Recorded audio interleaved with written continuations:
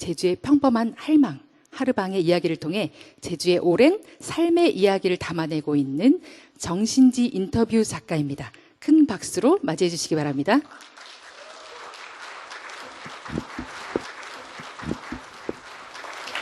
안녕하세요. 인터뷰 작가 정신지입니다.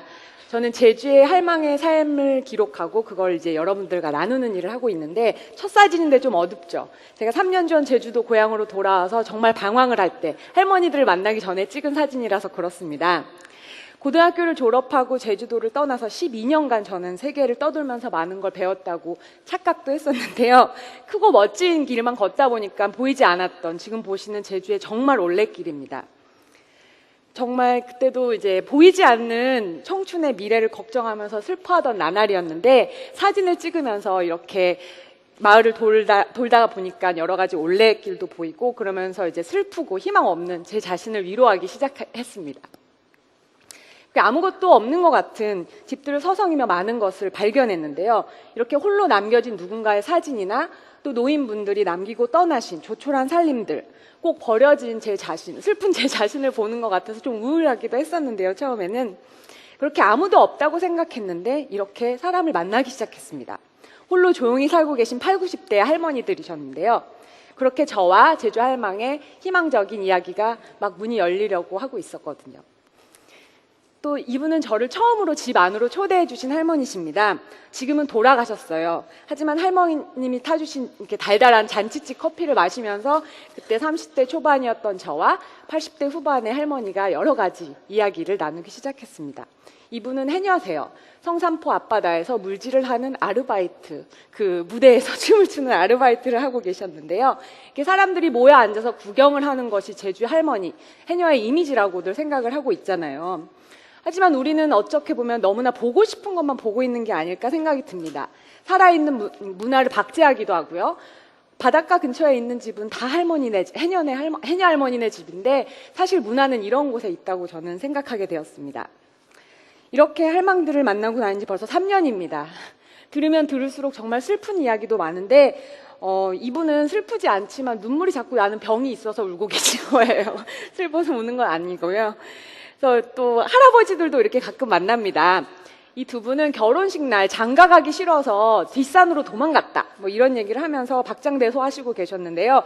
그 뒷산이 이제 천연기념물로 지정이 되는 바람에 마을 분들은 그 뒷산을 잘 이용하지 않으십니다. 일제강점기를 보내고 또 해방이 되고 그 후 한국전쟁이 나고 4.3이 터지면서 사신 속에 많은 분들이 세상을 떠났지만, 살아계신 분들의 가슴 속에는 좋은 기억도 많지만 슬픈 기억, 아직 말하지 못한 기억들이 많습니다. 이 할머니는 일요일이면 교회에 가신다는데, 교회에 가시는 이유는 하나님을 만나기 위한 것이 아니라 사람을 만나기 위해서 가신다고 하시는 말씀에 제가 마음이 아주 찐했습니다. 짠했던 기억이 납니다. 또 이분은 결혼한 지 2년 만에 남편이 세상을 떠나셨습니다. 4.3 사건으로. 그래서 이 사진을 하루에도 몇 번씩 이렇게 쳐다보시는데, 사랑하는 사람을 하루아침에 잃고 긴 세월을 살아오신 할머니들 앞에서 저는 정말 너무나 작은 존재라는 것을 느꼈습니다. 세상에서 내가 제일 중요하고 내 슬픔이 제일 크고 내 절망이 가장 심각한 문제라고 여겼던 저였는데, 그 시대를 살아온 할머니들과 비교하면 우리의 문제는 정말 아무것도 아닐 수도 있습니다. 8, 90년을 걸어온 다리는 이제 녹이 슬었고요. 눈도 안 보이고 귀도 잘 안 들린다고 하십니다.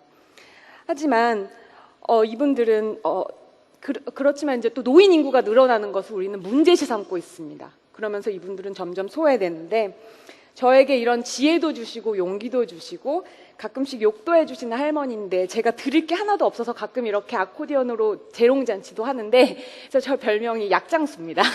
이런 별명이 붙었어요.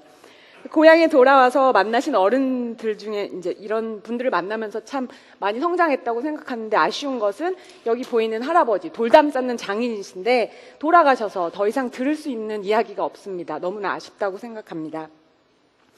일본의 대학과 대학원에서 12년 동안 저는 인간사회에 관한 연구를 하면서 들리지 않는 목소리, 이름 없이 살다 간 서민들의 삶을 기록하는 일이야말로 역사를 제대로 쓰는 일이라고 저는 배웠습니다. 그러면 또 할머니들은 우리 같은 사람들의 이야기를 들어서 뭐하니? 이렇게 저한테 늘 말씀하시지만 사실 이분들이 주시는 지혜야말로 현 시대를 사는 우리들이 찾아 헤매고 있는 그 문제의 해결책이고 희망이 될 수도 있다고 저는 믿기 시작했습니다. 저는 항상 이렇게 받기만 하는데요. 모두 할 수 있는 일이기 때문에 자랑할 일도 아니지만은 또 이분들이 일궈온 터에서 우리 모두가 잠시 터를 빌어서 살고 있기 때문에 이런 분들의 목소리를 기록하면서 또 그 안에서 희망을 찾고 여러분과 나누는 일을 하는 것이 지금 저의 일입니다. 감사합니다. 네, 감사합니다. 정신지 인터뷰 작가님의 이야기를 들으니 제주의 할망 하르방이 왜 제주의 희망인지 느껴집니다.